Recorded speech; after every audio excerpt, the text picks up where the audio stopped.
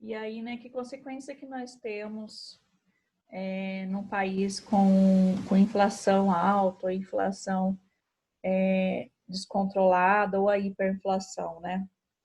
Nós acabamos tendo, né, quando a inflação está muito presente de forma negativa na economia, nós temos distorções de alocação de recursos na economia. Então, nós temos aí recursos sendo mal alocados. Então, você vai ter produto que vai sumir da prateleira, desaparecer. Muitas vezes a população não tem nem alternativas, nem produtos similares, produtos substitutos, né, para poder comprar no lugar do que ela está acostumada. Perde-se a noção do preço, não se sabe se as coisas estão caras ou baratas. Como o preço muda do dia para a noite, da noite para o dia, ou muda no mesmo dia, você não tem noção se é barato ou caro aquilo que você está pagando. Você fica sem esse feeling, né? Existe um efeito negativo, né, para investimento, né? Os empresários, a gente tem dificuldade de prever retorno de investimento. Então vou abrir uma filial nova, vou abrir mais uma loja. Não se sabe, não se tem certeza do retorno, porque as coisas começam a subir tanto, que algumas linhas de produtos ninguém vai comprar, porque as pessoas acabam indo no básico, no arroz, no feijão, na alimentação. Então, vestuário, calçado, outras áreas, eletroeletrônicos, podem ter uma queda na venda. Então, como que o empresário vai prever retorno financeiro, retorno de investimento? Ele não vai conseguir ter essa previsão de números financeiros, né? Para conseguir um empréstimo no banco, ele não vai ter esse dado tão preciso que possa dar credibilidade a ele na hora que ele precisa fazer um empréstimo, precisa decidir por um investimento. Distribuição de renda também fica descontrolada. O que as pessoas ganham acaba não sendo suficiente para o que elas precisam consumir.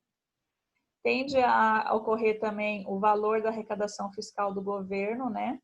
O recolhimento vai diminuir, as pessoas vão deixar de pagar impostos, IPVA vai deixar de ser pago, IPTU, imposto de renda, escola, começa-se a dar alguns calotes, né, para algumas empresas, algumas áreas, e isso afeta também a economia. Um pouco disso nós vimos agora, né, na pandemia.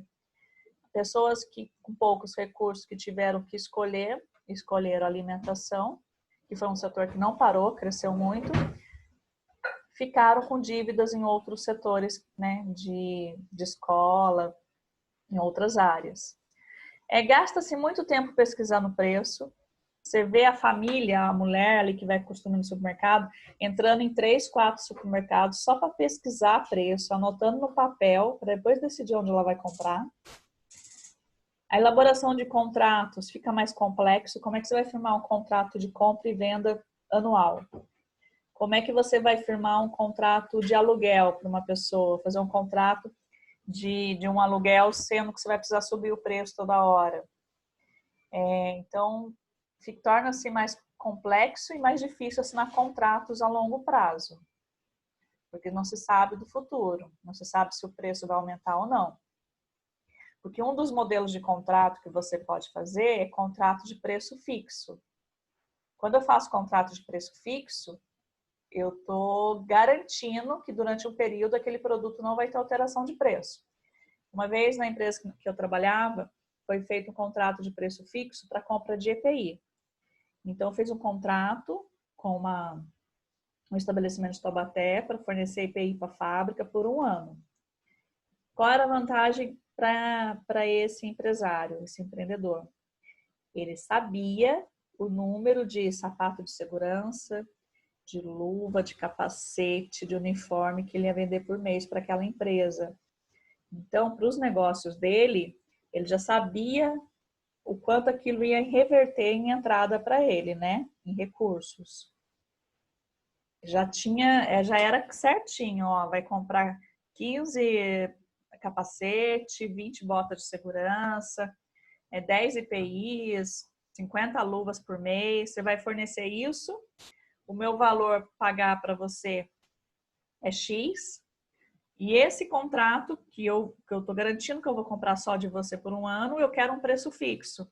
Ou seja, o fornecedor não poderia aumentar o preço do IPI, do capacete, do sapato de segurança por um ano. Qual é a dificuldade, o problema de você fazer um contrato de preço fixo? Se por acaso a matéria-prima sofresse um aumento, o empresário ia preferir não vender do que ter prejuízo. Então, ele ia começar a não entregar mensalmente o que estava combinado em contrato, né? Ele pode começar a entregar menos e eu vou receber menos IPI. Então, contrato assim desses tipos de preço fixo, impossível, né? Já que a inflação está descontrolada, que vai aumentar toda hora, todo dia, quem é o louco que vai fazer um contrato de preço fixo? Quem é o fornecedor que vai fazer esse contrato? Não vai fazer.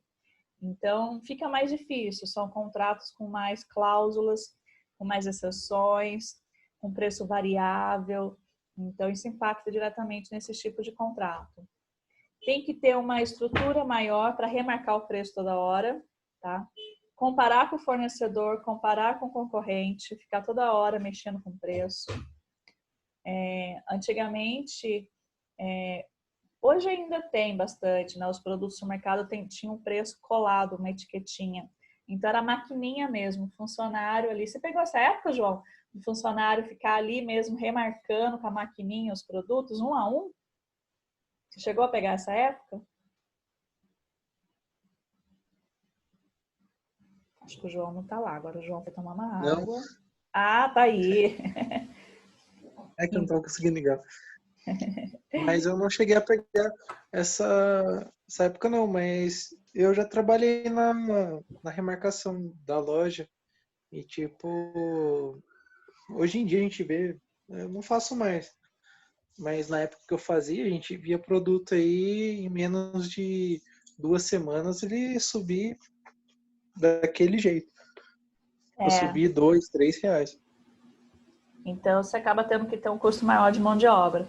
Então é consequências da inflação aí, né? Mexe com o bolso de todo mundo, mexe com a gestão de uma empresa, mexe também com investimentos, planejamento futuro. Fica difícil você planejar algo, você não sabe qual vai ser o resultado. Então acaba atrapalhando aí tanto o lado de gestão do empresário, do empreendimento, como também o lado do comprador, né, que somos nós, pessoas físicas, assim. Né? E falando um pouquinho mais dessa inflação por demanda, né? Essa inflação por demanda, quando ela ocorre e quando é identificado que for por demanda, o que o governo, o que os empresários às vezes têm que fazer, mais o governo até, é incentivar aí a redução dessa procura. Então, se tem muita gente atrás de um determinado produto, como um álcool em gel, teria que incentivar um outro meio. Como que, por exemplo, de uma certa forma, é claro que é uma alternativa, e dizem que é a melhor alternativa do que o álcool em gel. Mas as pessoas, por exemplo, lavar a mão com água e sabão. Água e sabão e sabonete foi o recomendado, né? Não tem álcool em gel? Lava a mão com água e sabonete. Até teve bastante vídeo na mídia orientando o procedimento correto de lavar a mão. E era algo substituto ao álcool em gel, né? Se a gente for falar assim a grosso modo. Então, na economia, na aquisição de produtos, é o que acontece. Se tem muita gente querendo um determinado produto, tem que se incentivar a redução dele. Muitas vezes incentivando um produto similar, incentivando uma alternativa daquele produto ou daquele serviço. Então, é uma das estratégias para você reduzir a inflação de demanda. É incentivar que a pessoa consuma algo similar. Tá? Reduzir o tributo de outro produto, criar um produto que possa substituir. Enfim, tem que fazer uma política, uma gestão voltada para reduzir essa demanda desse produto, para conseguir diminuir essa inflação. Se continuasse ainda uma demanda muito grande por álcool em gel e tendo poucos produtos a ser ofertados, esse preço do álcool em gel ainda ia continuar subindo. É que chegou no momento que já tinha mais disponibilidade, a demanda também caiu. Depois que as pessoas adquiriram álcool em gel, elas começaram a ter álcool em gel em casa, aí a demanda não era mais tão rápida, né? Eu tinha álcool em gel em casa, aquele vidro de álcool em gel para higienizar a mão durava ali 1 mês, 2 meses. Então houve ali uma queda ali da demanda e muita gente que não tinha condição realmente migrou mesmo para lavar a mão com água e sabão. Tá? E a inflação de custo, né? Também conhecida como inflação de oferta. Aqui eu tenho a demanda intacta, a demanda é a mesma. O que ocorre é que porque subiu o insumo, subiu a mão de obra, o preço foi para o produto, né? Onde eu tenho essa situação? Muitas vezes onde eu tenho poucos fornecedores concorrentes. Lembra da água da Sabesp? Eu tenho alternativa? Não tenho, é monopólio. Vocês viram que eu mandei para vocês uma reportagem da energia elétrica que vai subir semana que vem? Alguém leu a reportagem? Não. Não consegui. Mas assim, vamos pensar, eu tenho alternativa para energia elétrica? Não tenho. Não tem alternativa. Então o preço vai subir mesmo. E né, o que eu posso fazer é desligar os aparelhos que eu tenho em casa, consumir menos, né? Gente, tá travando para todo mundo? Acho que só a Jaqueline. Tá travando? Não. Então tá. Então, assim, Thalia conseguiu entrar? Thalia, tá aqui? Tô vendo a mensagem já que ela não consegue entrar. Deixa eu mandar um link aqui para a Thalia daqui também, um outro link.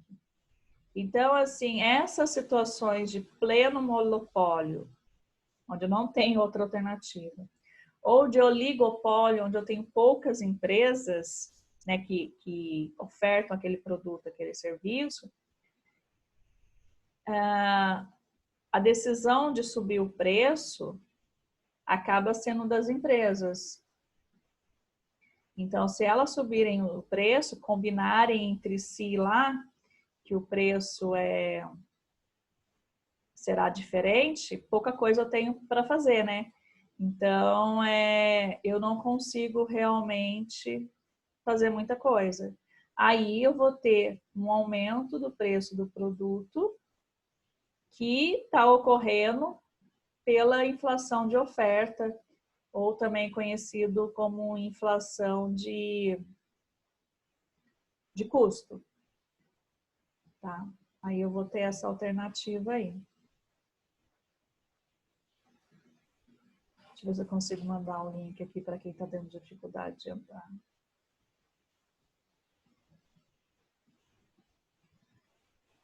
Mas aí depois vocês olham, quer ver? Eu vou até reenviar o link para vocês, a energia elétrica vai subir. Quer ver? Eu mandei hoje. Pronto, mandei o link aqui para elas de novo. Deixa eu ver a reportagem, deixa eu achar ela. Conta de luz fica mais cara em 19 cidades do Vale do Paraíba a partir desta sexta-feira. Vou reenviar para vocês. Depois vocês dão uma olhadinha lá. Aí tá lá escrito que foi autorizada pela Anatel, tá lá escrita a justificativa do aumento da energia elétrica. Mas é um aumento momento onde nós não temos muito para onde correr, né? Ó, o reajuste vai ser aplicado nas cidades atendidas pela EDP, para os clientes residenciais, 3,83% de reajuste. O reajuste foi autorizado pela Agência Nacional de Energia Elétrica. Os fatores que mais impactaram o aumento foram custo da geração de energia, influenciados principalmente pela alta do dólar. Então, ele até já fala aqui, né, os dois motivos. Custo da geração de energia. Então, o que nós temos aí? Nós temos uma inflação de custo, uma inflação de oferta, que só vai aparecer depois na hora de fechar a inflação de outubro, né? Mas já vai impactar já na hora de fechar o mês de outubro e de contabilizar qual foi a inflação do mês de outubro. Para as empresas, indústrias, essa alta é 6,52%. Tá?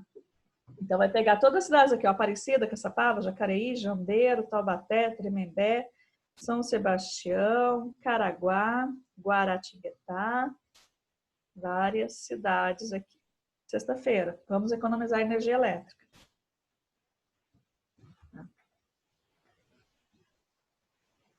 E aí, quais são os indicadores que o governo tem para conseguir monitorar a inflação? São vários, tá? Nós vamos falar do IPCA hoje, mas são vários indicadores oficiais. Então, tem o IGPDI, que é um índice geral de preço.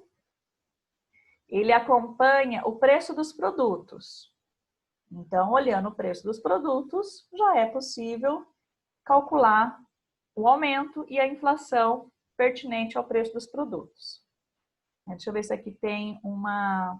Ó, é utilizado IGPDI, é utilizado para reajuste de aluguel e tarifa pública. Tá? IGPM, Índice Geral de Preço do Mercado. É uma referência aí também utilizada para reajuste de aluguel, tarifa pública. Tá queimando? Tá, tô escutando. Tá. Então vamos lá. Minha filha largou as coisas no fogo, eu tô escutando um barulhinho aqui. Então, ó, o IGPM é utilizado muito aí no atacado de produtores, né, e varejo também, em construção civil. O INCC é o Índice Nacional de Custo de Construção. Ele reajusta contratos de compra de imóveis, né, enquanto a obra está em execução. Então, se você comprou um apartamento na planta, por exemplo, se tiver algum aumento, vai vir pelo INCC. O INPC, que é o Índice Nacional de Preço ao Consumidor, tá? Ele calcula a variação média de preço dos mesmos 400 produtos e nas mesmas localidades. Então, ele estabelece 400 produtos e o número X de cidade. E ele sempre volta e compara nas mesmas cidades os mesmos produtos. Tá? Quem calcula é o IBGE, esse INPC. O IPAM, que é o Índice de Preço ao Produto Amplo Mercado, ele mostra o sobe e desce de preço de produtos agropecuários e industriais nas transações entre empresas, tá? Relacionados ao produto final. O IPC3I, ele até então, os que nós vimos são mensais, sai todo mês. O IPC3I, ele sai a cada 3 meses. Ele é calculado pela FGV e pelo IBRE, tá? Ele aponta a variação média de preço para a família, composta por pessoas acima de 60 anos, em São Paulo, Rio de Janeiro, Belo Horizonte, Salvador, Recife, Porto Alegre e Brasília. O IPCS, Índice de Preço ao Consumidor Semanal, esse é semanal, mede o ritmo de preço de 338 bens e serviços. Então, eles acompanham sempre o mesmo produto e sempre o mesmo serviço. Para famílias com renda de 1 a 33 salários mínimos, cobre 7 capitais. Tá? E ele é usado muitas vezes para reajustar salário e contrato de aluguéis. O IPCA e o IPCA 15, que é o que nós vamos ver hoje. Eu trouxe um gráfico deles para vocês.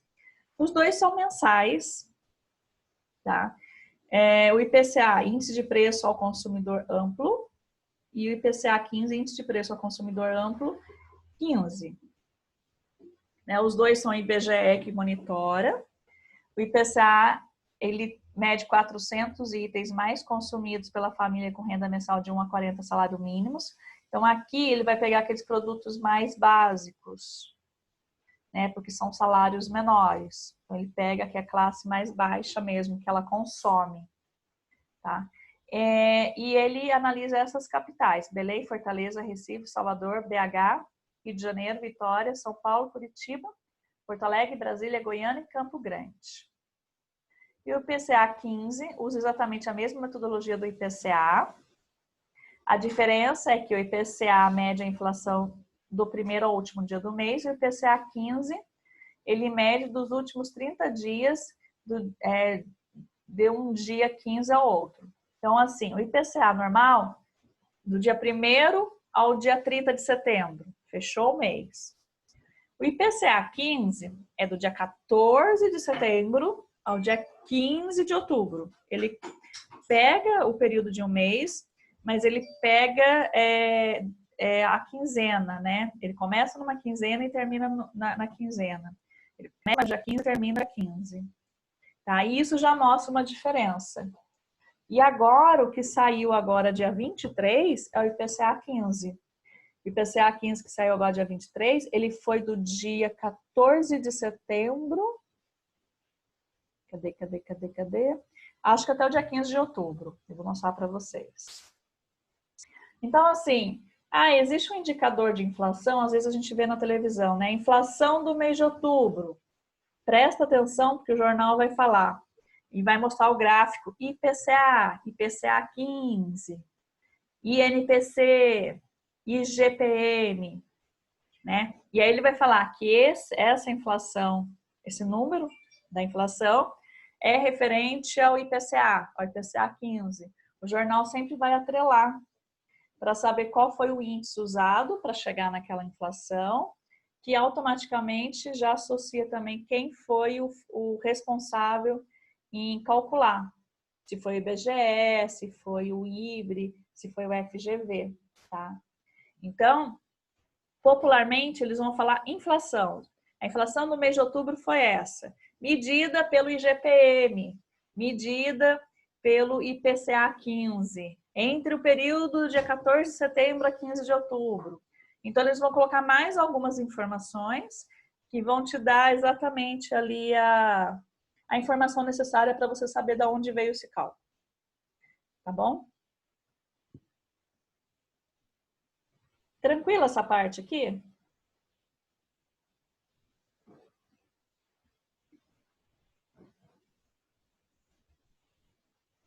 Tô sozinha? Sim.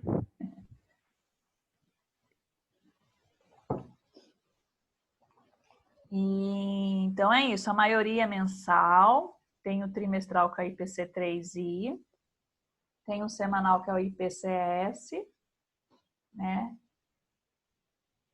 Mas o que vocês vão mais ver provavelmente vai ser o IPCA 15, que é o que aparece mais no jornal, e o IGPM, que é muito utilizado para tarifa pública, energia elétrica, reajuste de aluguel, contrato de aluguel, assim, às vezes vem escrito, né, que o reajuste é de acordo com o IGPM. Então, é o que vocês vão ver mais frequente aí na mídia e nos jornais. Mas todos os outros também são utilizados, porque cada um pega um período.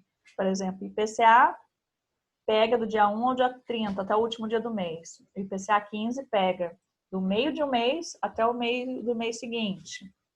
Aí tem um que mede a classe de pessoas que têm renda mensal de 1 a 40 salários mínimos.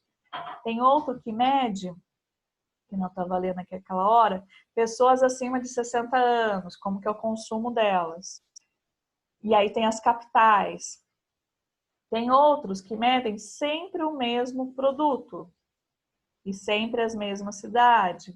Então, a fórmula de cálculo, ela muda um pouquinho de um para outro. E todos eles são importantes para a economia, para você saber se o resultado está positivo, está negativo, está com tendência de aumentar, está com tendência de diminuir, de queda, para você fazer previsão de futuro. Todos eles são importantes, porque cada um compõe ali na sua fórmula uma metodologia diferente. Tá bom? Então, o IPCA, né? É o índice de preço para o consumidor amplo, que é o que nós vamos focar hoje, que é o mais comum, né? Esse índice de preço ele é medido mensalmente, o IBGE é o responsável, e ele identifica a variação de preço. Então, se o feijão estava R$2 em setembro, em outubro ele estava R$3 o quilo, eu tenho uma variação de preço aí de 50%. Então, ele vai acompanhar essa variação de preço. O preço que estava no período anterior e o preço calculado agora. Ele acompanha essa variação. O IPCA, ele tem um apelido de ser inflação oficial, tá?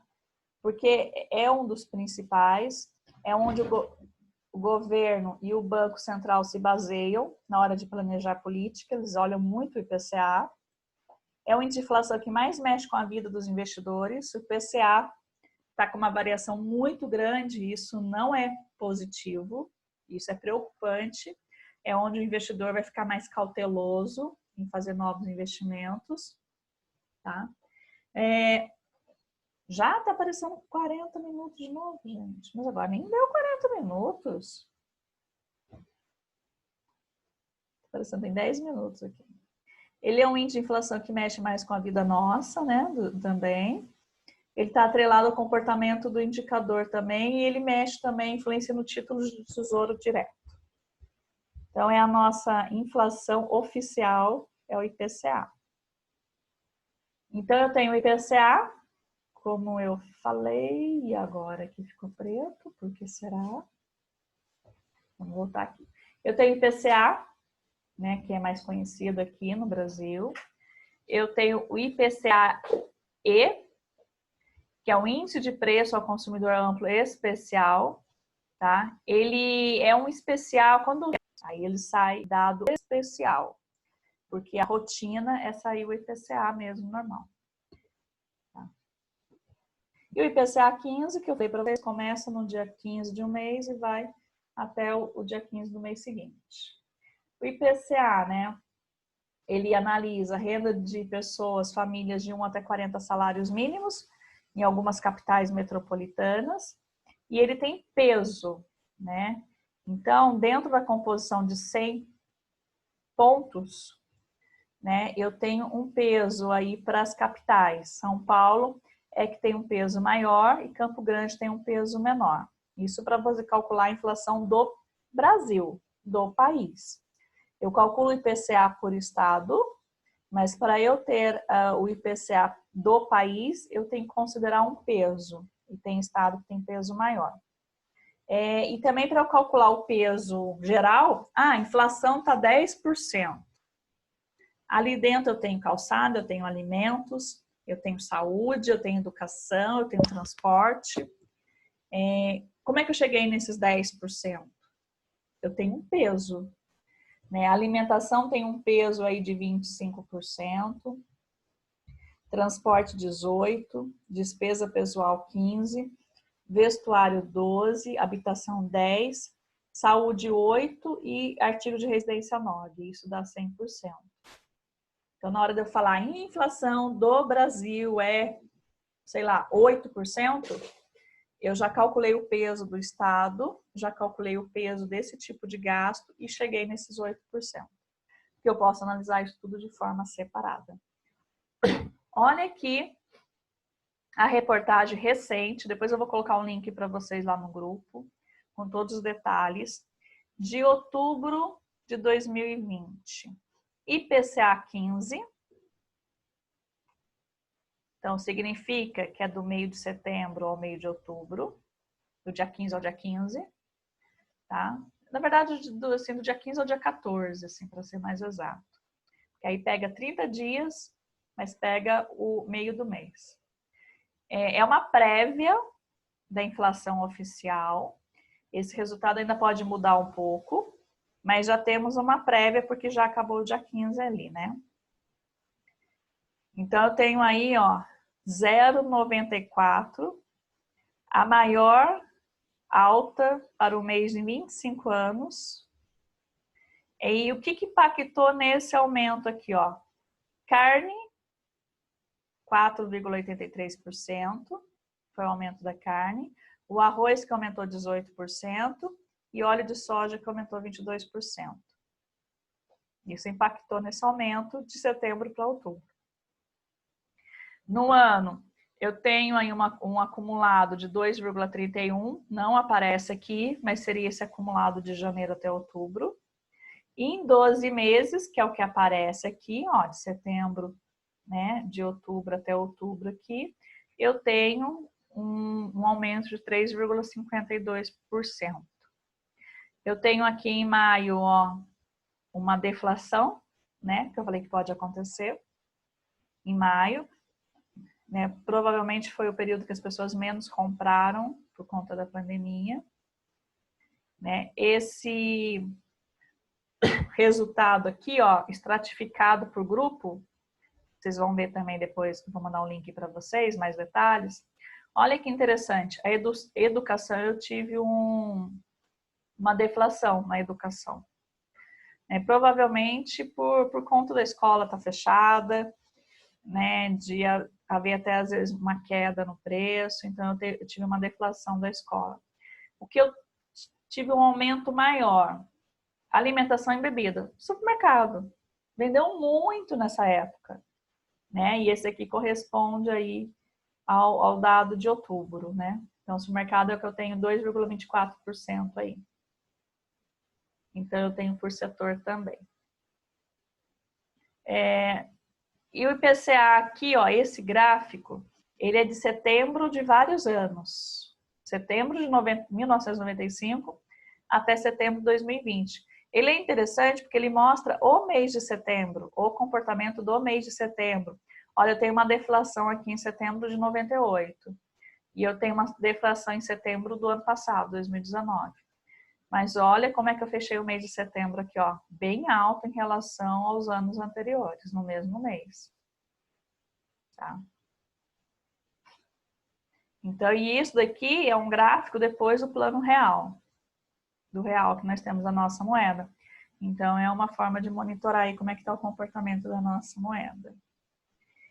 O impacto de cada grupo no IPCA do mês, alimentação e bebida, ó, setembro de 2020 impactou 0,46% no aumento e agora outubro 0,15%. Então, em setembro, bebidas teve impacto e comida teve um impacto maior. Então, dá para eu ter uma ideia. A educação aqui, ó, agosto, ó, eu tenho deflação. Roupas, vestuário, agosto eu tenho deflação. Então, dá para eu ver por grupo. Eu vou passar rapidinho aqui antes que caia, tá? Porque esse já é o finalzinho. Eu tenho a variação mensal por grupo também. Vestuário, transporte, educação também, ó, a variação. Esses são dados de setembro, então é comparado a agosto. O IPCA também, aqui é o mensal, tá? Não é o 15, aqui é o mês cheio. Por grupo também, a variação dele de preço. Dá para ver uma queda no vestuário, uma queda no transporte e um aumento, ó, grande na alimentação e na bebida. Por região, né, qual que é o IPCA por região? Vamos achar São Paulo aqui. Cadê aqui? Ó, São Paulo, 0,44. Onde eu tenho um IPCA mais alto é Campo Grande e Rio Branco. E Fortaleza, onde a inflação subiu mais. A variação também por região, aí Campo Grande aqui, ó, variou. Outubro comparado a setembro, a variação foi de 5,78%. E acabou.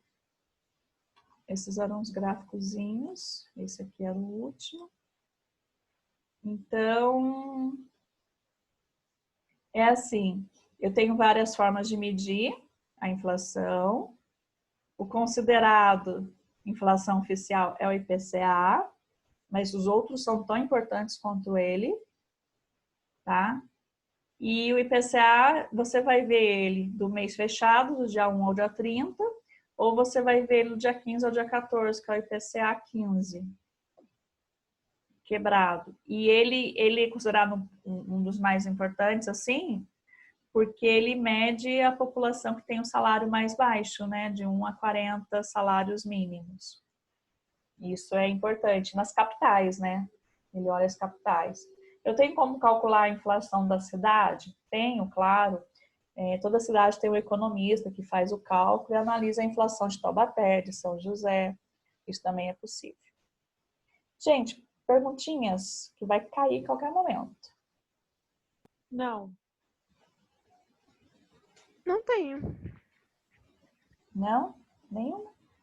Tem um artigo lá falando de inflação por oferta, inflação por demanda, e tem umas perguntas no Google Forms da aula e também desse artigo, tá?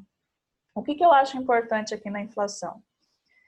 A gente ter ciência que existem vários métodos de calcular ela. Então, quando a gente vê um repórter falando na televisão da inflação, a gente precisa ficar atento qual é o método que ele utilizou, qual é o método que saiu aquele resultado, para a gente ter uma ideia se é uma inflação medida mais na classe baixa ou nos idosos